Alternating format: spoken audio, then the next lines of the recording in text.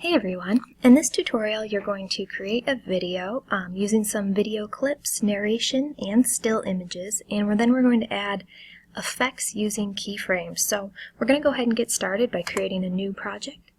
And you want to go ahead and give this a name. I'm going to call it Tutorial 2, and I'm going to make sure I save it into my Premiere Tutorials folder. I've already set up one for Tutorial 2. And make sure you also have this folder set up with an exports and an imports folder. The project itself doesn't need to go in either one of those, it's just going to go in that same folder with them. Always double check that the scratch disks say same as project. That's where Premiere saves some small working files that are necessary to render your project and play it as you are working, and if they get separated from your project it doesn't work as well. So here we've got our regular Premiere interface. And at this point I'm already assuming that you have either recorded their narration or you're planning to do so, but let's go ahead and say that you haven't. So you can record the narration using any type of audio recorder and then import the file. It is also possible to record in Premiere itself. I'm going to start a new sequence here. I'm not going to care about the settings at the moment. Just as a quick demonstration, if I wanted to record into the A1 audio track down here in the timeline, I can click on the voiceover record microphone icon here. It gives me a little countdown. Testing. Is this now recording some audio for Premiere? And I can turn it off when I'm done. I can zoom in on that clip and you'll see that sure enough there's some audio there. I can play it back. Testing. Is this now recording some audio for Premiere? So now you have a little audio clip and it will actually show up as audio 1. It saves it in the waveform in this case. So that's another way to record your audio if you haven't already. I'm going to delete that clip and the sequence to start fresh. So I've already put all my materials into my imports folder. We'll bring those in just a moment. And make sure that all the files are unzipped, otherwise they're not going to import correctly. So now I'm going to go to File, then Import, and I'm going to find my correct project and the Imports folder. Here is the unzipped folder where I have all the materials from that were provided for the tutorial. I'm going to select all of them by holding down Shift and then say Open. It can take a minute to import them. These are some bigger files. You can see that some of them are images. They have you can see the full name, so it says JPEG versus the MP4 files, which are video files, but they also have different symbols as well. I'm also going to import my audio, which I have saved as narration. This was recorded on my phone. I think it has slightly better quality than we're just recording with the computer, but either one is fine. So once we have a lot of clips, as you can see, it can be difficult to start seeing everything. You can adjust your windows a little bit to start seeing more of the files, but you don't want to do that for good necessarily because it makes your other windows smaller, especially if you're working on a small screen like I am. So one thing that you can do in Premiere, which is really handy, is create folders, which Premiere calls bins.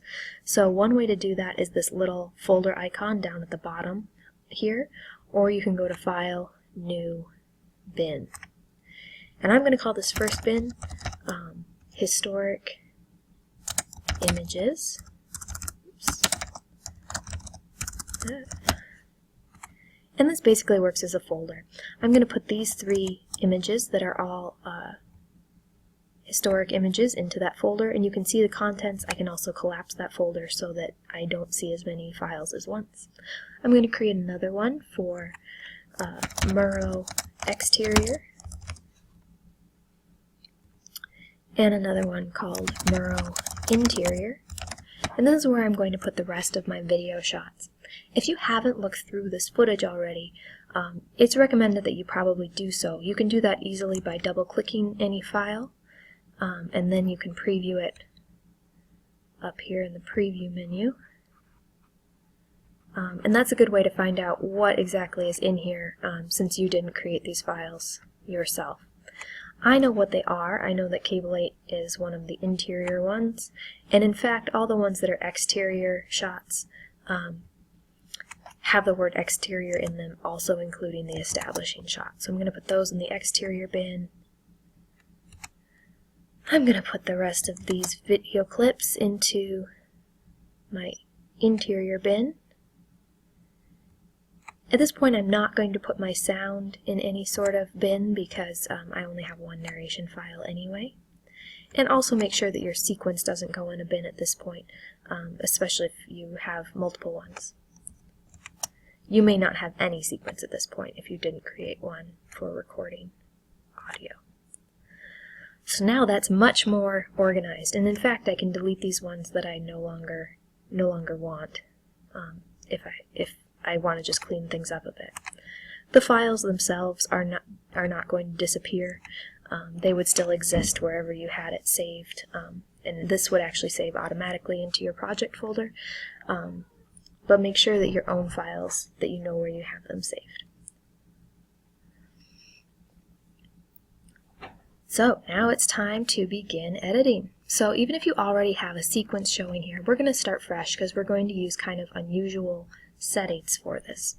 So we're going to go up to File, New, Sequence, and go ahead and start out by choosing the HDV 720p24. So video codecs use different symbols, obviously. This probably doesn't mean anything if you haven't paid attention to this, but this has to do with the dimensions and the frame rate of the clip. So this is for a frame size video shot that was shot at this particular frame size. The video clips we're using are sort of unusual because they have been sized down so that they were easier for you to download for the project. So that's why we're going to customize it. So after you select that as a base, we're going to go to Settings and further customize the size. So now change editing mode to custom. And we're going to change the frame size to 960 for horizontal and 540 for vertical. And this will match the dimensions of the imported video clips. You can go ahead and say OK. Now you have a sequence that shows different video tracks and audio tracks, and you can begin building your video. We're going to go ahead and start with the audio file. So before we do any kind of visual work, we're going to edit the audio. And a lot of times in video editing, especially if you're doing this for an interview where you're only picking portions of the interview, this is called the radio edit. It's actually very similar to editing in Audition.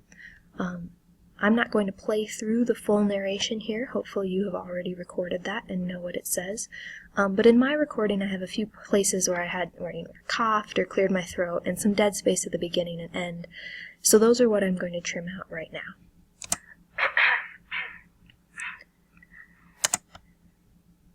You can trim audio very similar to the way you did it in Audition.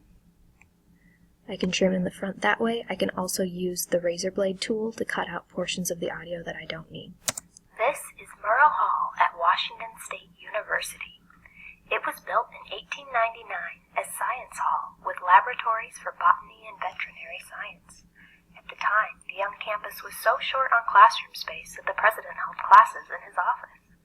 The building's rounded classrooms on the east side were designed to improve the lighting for classes using microscopes. Sorry, I have some coughing. I'm going to go ahead and make a slice with the razor blade tool so I can cut that out later.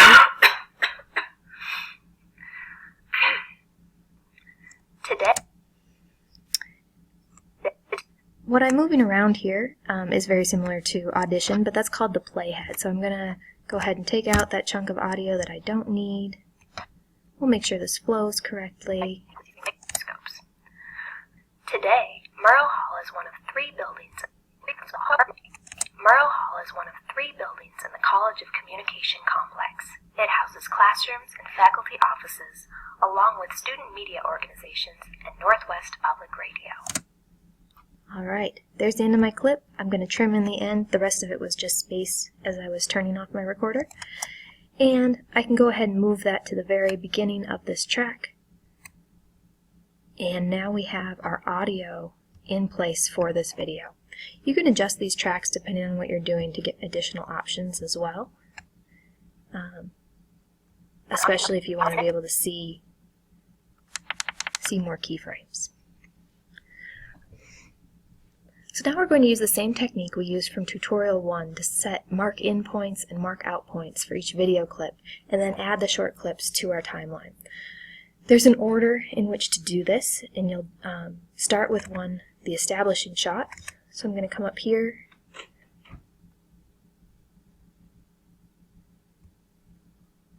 I'm going to drag this out a little bit so I have a little bit bigger of a space to see these clips. I'm going to mark in point.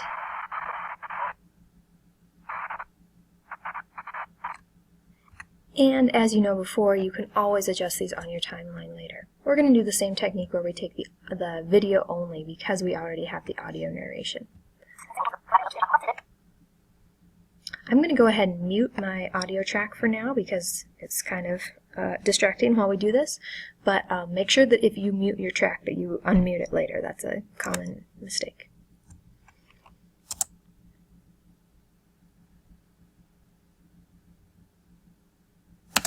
Alright, I'm even going to trim that in a little bit shorter. We're going to add the first exterior shot as well. I'm again going to pull this up here.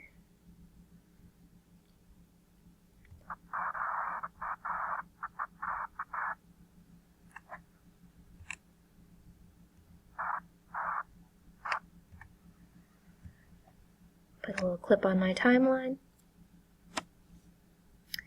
And you're going to repeat this process with the additional clips as well. There will also be images involved. Let's do one of those as a demonstration. The historic images, we're going to start with the Mask Science Hall 1915.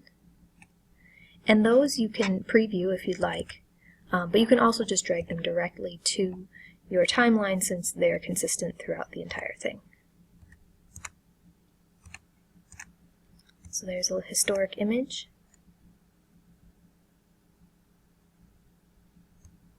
I'm going to go ahead and do the aerial one, and Murrow Hall 1933.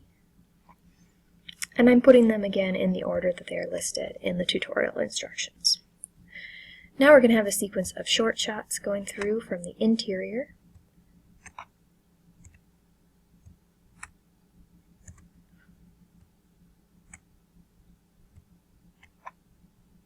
Starting with the Murrow Hall exterior. Oops, I guess we have a few exterior ones first. Exterior 2.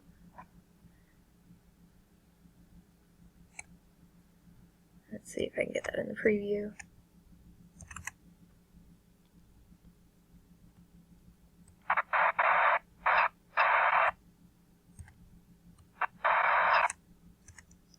I'm going to grab that. Just a short clip, we can always adjust this later. The third exterior shot.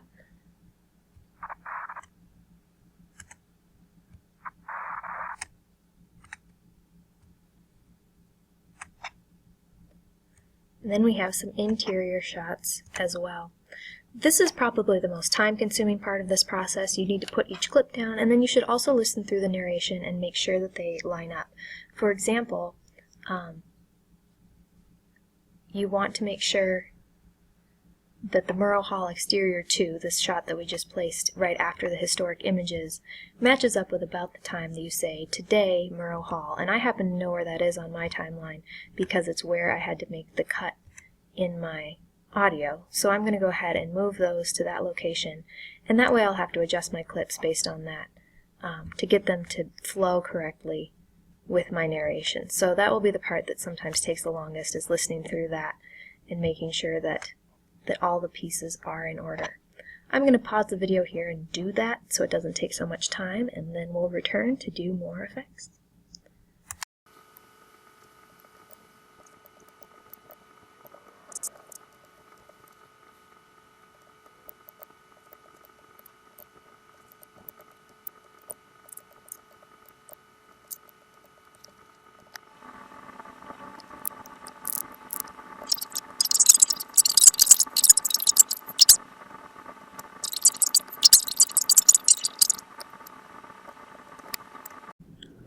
Alright, now we have all our clips in order on the timeline, and I've played it through a couple of times to make sure that it matches up fairly well with the narration. I might still need to make some adjustments though. Some clips seem too short, others seem too long, and so here are a couple tools that are really handy for doing it. One of these is the rolling edit tool. So this is something that is really handy so you don't have to adjust both clips. If, for example, I wanted to make these clips more equal in length, I can go ahead and use the rolling edit tool between them, and it adjusts them as much space as the other one has. These are both clips where I've cut them from the middle, so there's plenty of extra footage on either side, and I can do that in a way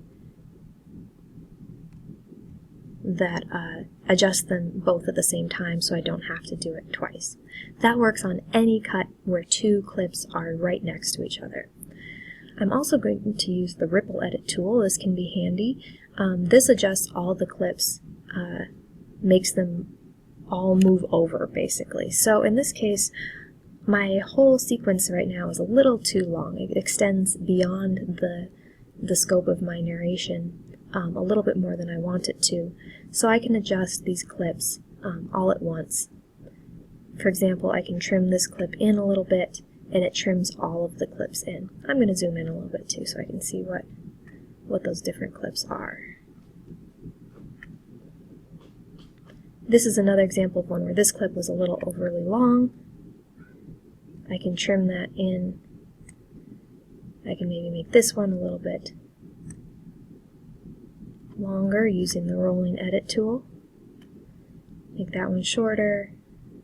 So that's a good way that you can use those tools to adjust them without having to adjust each clip twice, essentially. Once you have your sequence in a way that you like, that makes sense,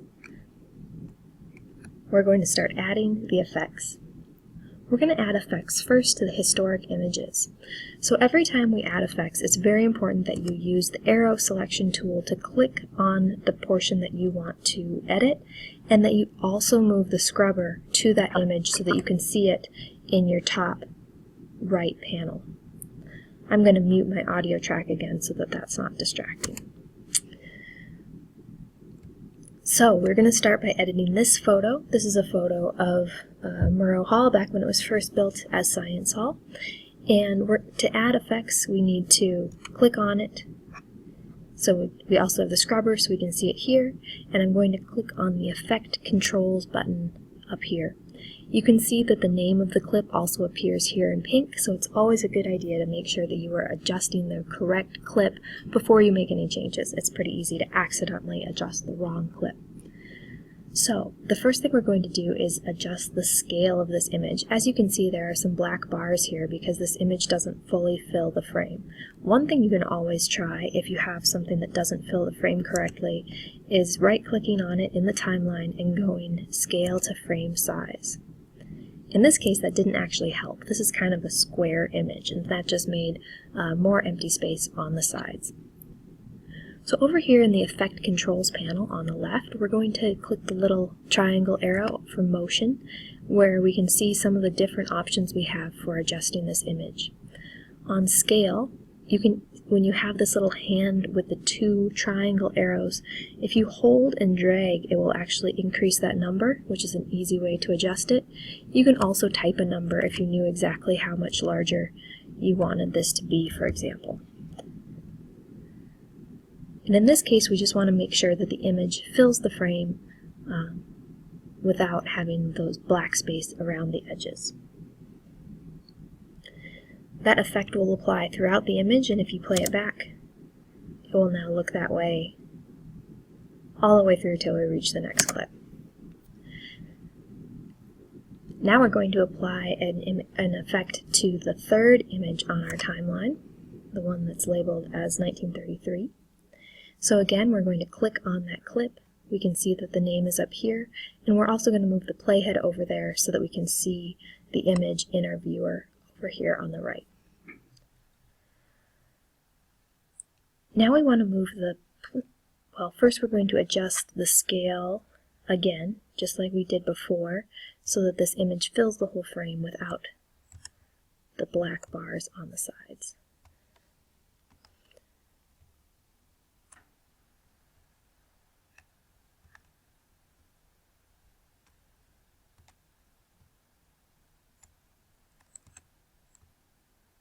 Let's see. That's about right. But that's not all we're going to do with this image. We're now going to use keyframes to actually animate this image as it goes throughout the clip. So we want to move the playhead here to the very first frame of this image, and it's a really good idea to use your arrow keys to do that. There are a lot of little frames in here. So here's the last frame of that image, first frame of this image. And once we have that playhead in exactly the right space, it actually matches up with up here as well. We're going to click the little stopwatch icon by position. This is called the toggle animation button, and this allows you to make adjustments throughout the clip. When I click on that, it turns blue, and I also get these new symbols over here that indicate a keyframe.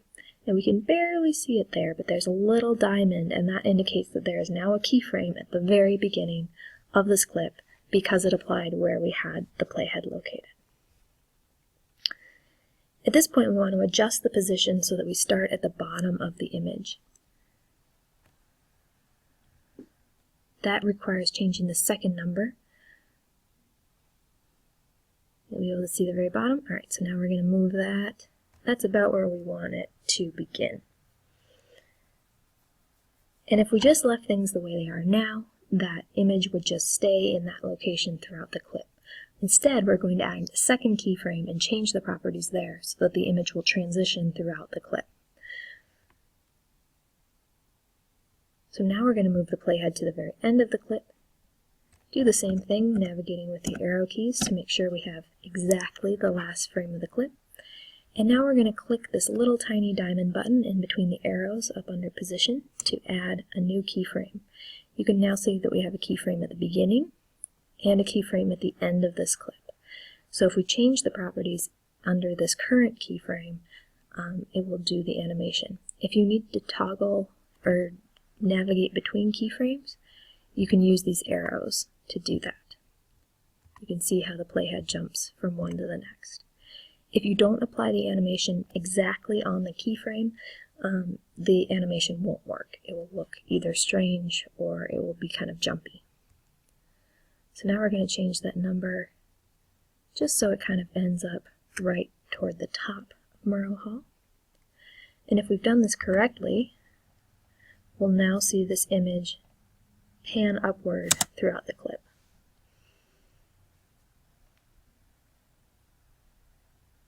Nice. Now we're going to add another keyframe, similar keyframe effect on the middle image, the one, the aerial shot.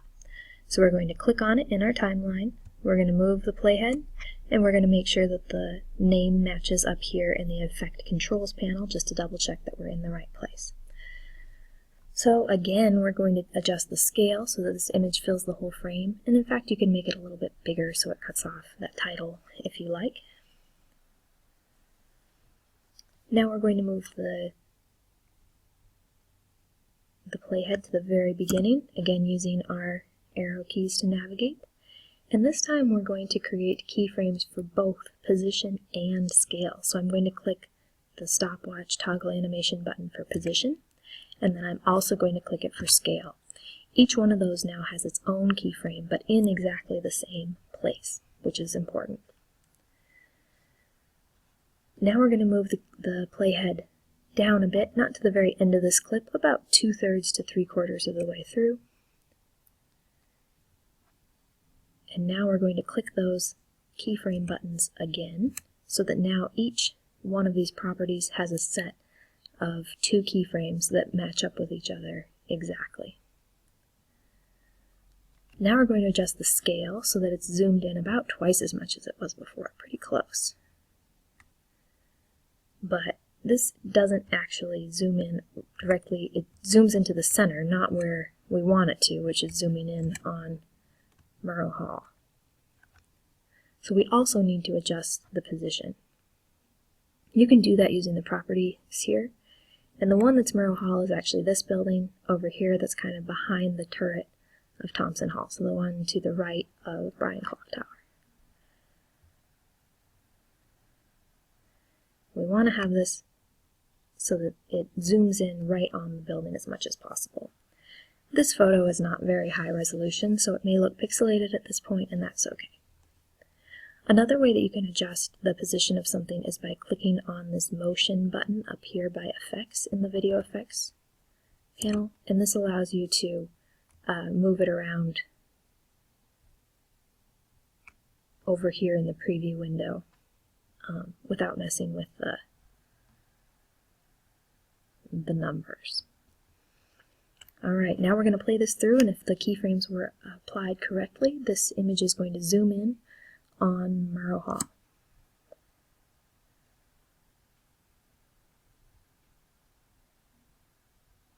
Oh, there's our other one.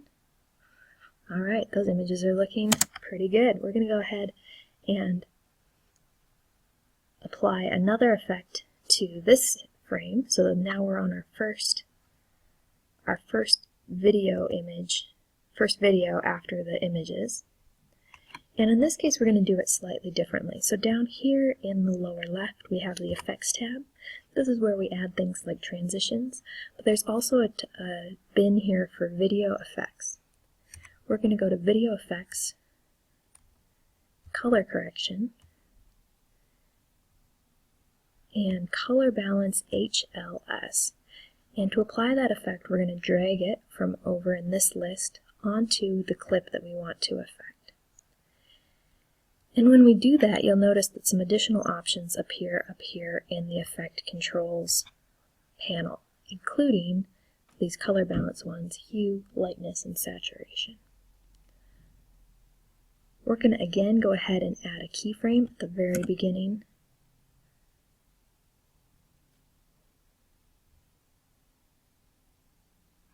of the clip. So we want to do this for saturation. Now you want to move the playhead not all the way through the clip, just a little ways in, and we're going to make another keyframe as well. So now we again have two keyframes so that we can make a change with this image. Use these little arrows here by the keyframe to navigate back to that previous keyframe. Make sure you're exactly on it. And now we're going to change that saturation all the way to -100 so that this image is entirely black and white at the beginning. It will still remain at normal when we go to the next keyframe, and that will make this image transition from black and white to color.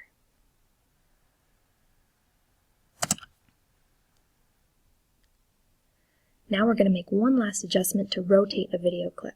The very last clip on your timeline for the Northwest Public Radio sign is a little bit crooked. This is something that ideally you would have noticed while shooting, but of course it is hard to notice everything, and so you can make some adjustments after the fact, including rotation. So we're going to click on that clip, and fortunately rotation is one of the default video effects, so we can go ahead and just rotate that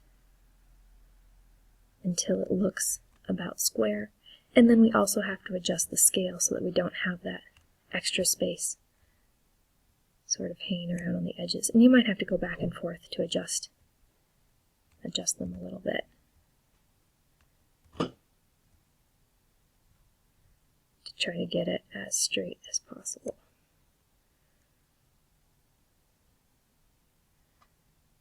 Alright, that looks better than it started out, so that's a good adjustment.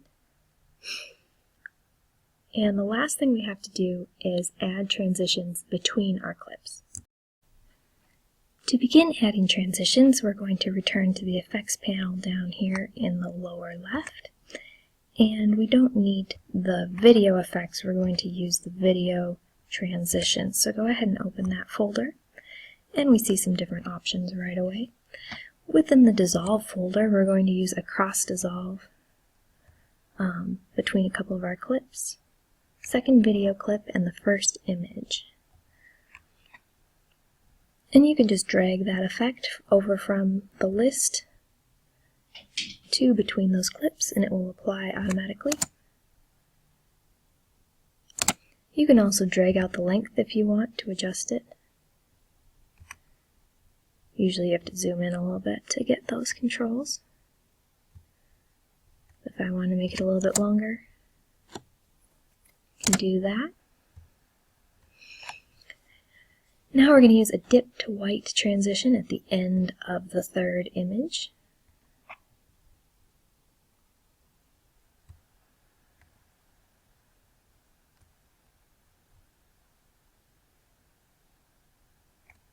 In this case, we're going to have it apply just to that image rather than the transition between them.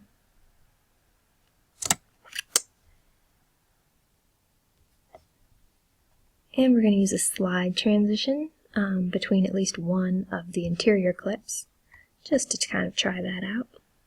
The slide transitions are located under the slide bin here.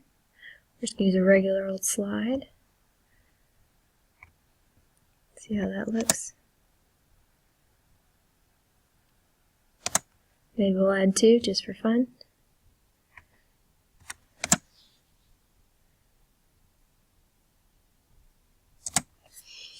And at the very end, we're going to add a dip to black, which is back under the dissolve effects. In your videos, you don't want to go crazy with transitions. If you have too many different types, it can be distracting, but some of them do have different meanings, and it's useful to apply them differently based on the effect that you're going for. Maybe we'll drag that out a little bit longer. All right.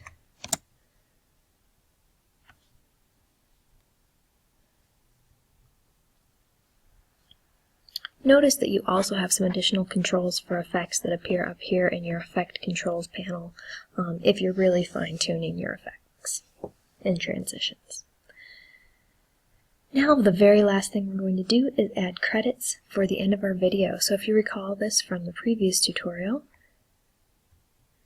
we're going to go ahead and go up to File, New, Title.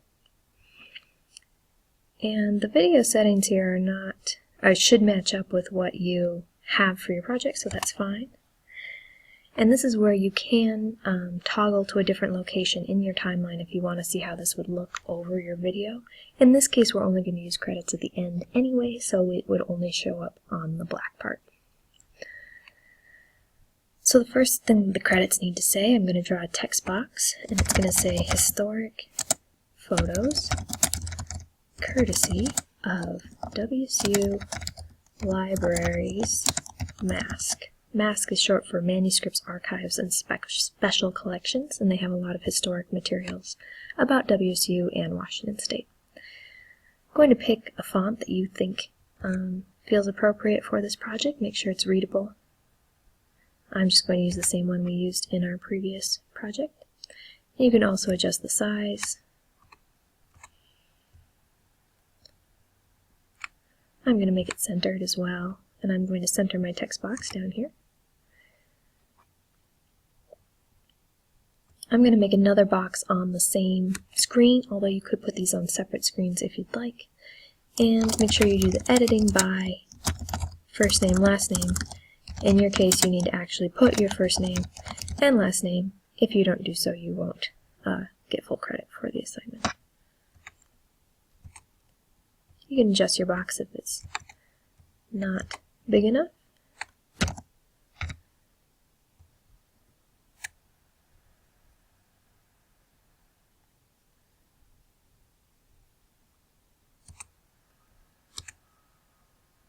Let's see, 66. We'll do the same size. Although you might want to make one bigger or the other.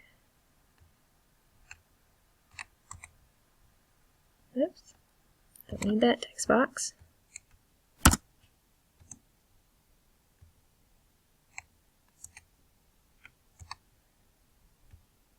I'm going to adjust my lighting a little bit and make that centered.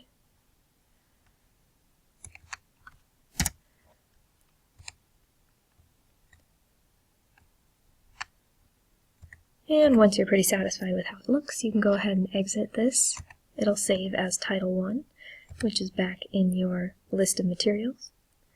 And you can go ahead and place this at the end of your sequence.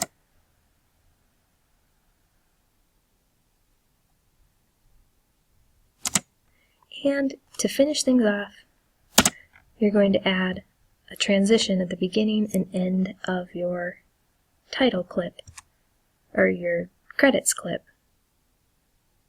just to make sure that it transitions nicely. Let's see, I'm going to zoom in to make sure I'm doing what I want to do here. I'm going to add a little cross dissolve on this one.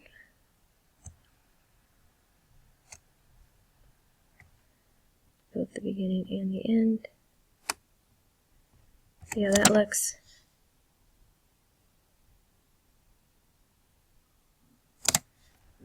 That seems to have erased my dip to black here. There we go. That's better. Once you have your video complete, the last thing you need to do is save it for sure, and then File, Export. So we'll save it, then go to File, Export, Media. In this case, you can match the sequence settings. You can always preview your video here to make sure it looks the way you expect, including the audio. And in fact, you should make a point to do that every time. Then you can go ahead and say Export, make sure that it's being saved in the correct folder by clicking on the name up here. And you might also want to give it a name like Tutorial 2 Edited so that you know which one it is. Say Export. It can take a while to do the exporting.